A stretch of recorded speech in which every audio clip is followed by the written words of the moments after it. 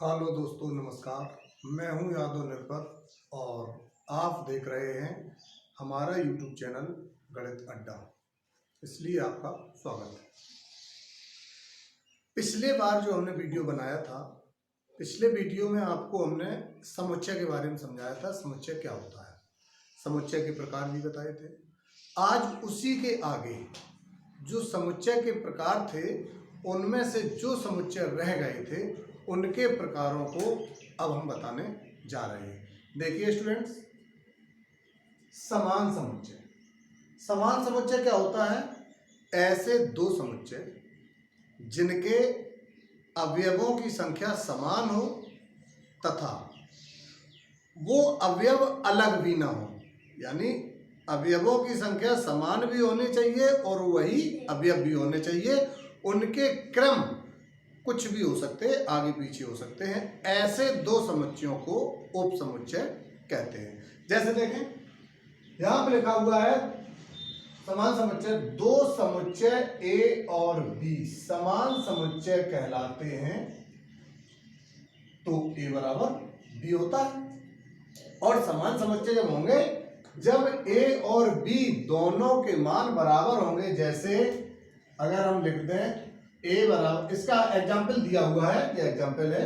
If ए बराबर 2 4 6 and B बराबर 4 7 2, तो ए और बी समान समुच्चय है। जैसा कि हमने अभी बताया था कि दोनों के अवयव समान हो और वही अवयव हो, क्रम कुछ भी हो सकता है, तो समुच्चय समान होते हैं। यदि ए और बी समान समुच्चय नहीं है, ऐसा भी होगा कि समान ना हो, तो अगर वो समान नहीं है तो उसको हम संकेत A does not equal to B से प्रदर्शित करते हैं। यदि वो समान है तो उसको हम ए बराबर बी से प्रदर्शित करते हैं। विश्वास है कि ये चीज आपको समझ में आई होगी। आइए देखते हैं छात्रों, विसंगी अथवा असंयुक्त समुच्चय। विसंगी अथवा असंयुक्त समुच्चय क्या होता है? जब दो या दो से अधिक ऐसे समुच्चय जिनके एक भी अवयव कॉमन ना हो या उभयनिष्ठ ना हो। दो या दो से अधिक ऐसे समुच्चय जिनका कोई भी अवयव उभयनिष्ठ ना हो, विसंगी अथवा असंयुक्त समुच्चय कहलाता है। जैसे ए बराबर 1 2 3 और बी बराबर 5 6 7, यानी 3 अवयव इसमें भी हैं और 3 अवयव इसमें भी हैं। लेकिन है क्या कि इसके अवयव अलग हैं और इसके अवयव अलग हैं। जब दो समुच्चय या दो से अधिक समुच्चय के एलिमेंट जो होंगे वो भिन्न प्रकार के होंगे, अलग अलग होंगे, तो ऐसे समुच्चय को हम विसंगी समुच्चय कहते हैं। आइए स्टूडेंट्स, अब बात आती है उपसमुच्चय की। उपसमुच्चय क्या होता है? उपसमुच्चय के बारे में भी बता रहे हैं।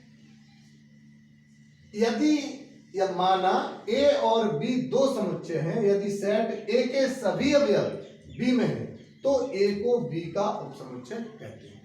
कोई दो समुच्चय दिए गए हैं, उन दो समुच्चयों में से एक कोई समुच्चय ऐसा होगा कि जिसमें अवयव अधिक होंगे और एक कोई ऐसा होगा जिसमें कम होंगे। ऐसा भी हो सकता है कि दोनों में अवयव बराबर हो, तो दोनों आपस में एक दूसरे के उपसमुच्चय कहलाएंगे। यदि एक में कम है और एक में ज्यादा है तो जिसमें अवयव ज्यादा होंगे उसका उपसमुच्चय कम वाला होगा। लेकिन शर्त क्या होगी कि बड़े जिसमें अवयवों की संख्या अधिक है उसमें, जिसमें अवयवों की संख्या कम है उसके सारे एलिमेंट उसमें प्राप्त होने चाहिए, तभी वो उस वाले समुच्चय का उपसमुच्चय कहलाएगा। उपसमुच्चय कहलाने का हकदार कब होता है? जब अन्य समुच्चय के सारे अवयव जिस समुच्चय में मिल जाएं वही समुच्चय उसका उपसमुच्चय कहलाता है।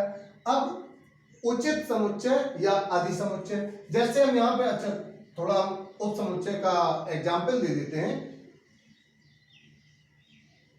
ए बराबर 1 2 3 4, बी बराबर 2 4, इसलिए हम इसको कह सकते हैं कि बी उपसमुच्चय है ए का।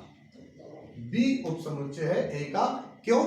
क्योंकि बी के सारे अवयव ए में हमें प्राप्त हो रहे हैं, इसलिए बी ए का उपसमुच्चय है।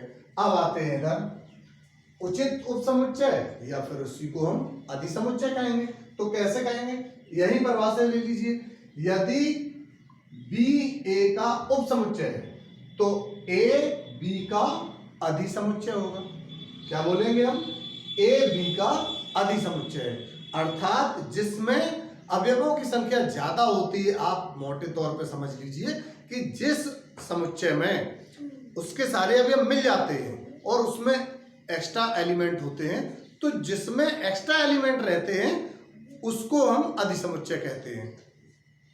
तो आइए देख लें, यदि ए व बी दो समुच्चय हैं तथा ए के सभी अवयव बी में हैं और बी में कम से कम एक अवयव ऐसा है जो ए में नहीं है, तो ए को बी का उचित उपसमुच्चय और बी को ए का अधिसमुच्चय कहते हैं। बात आपको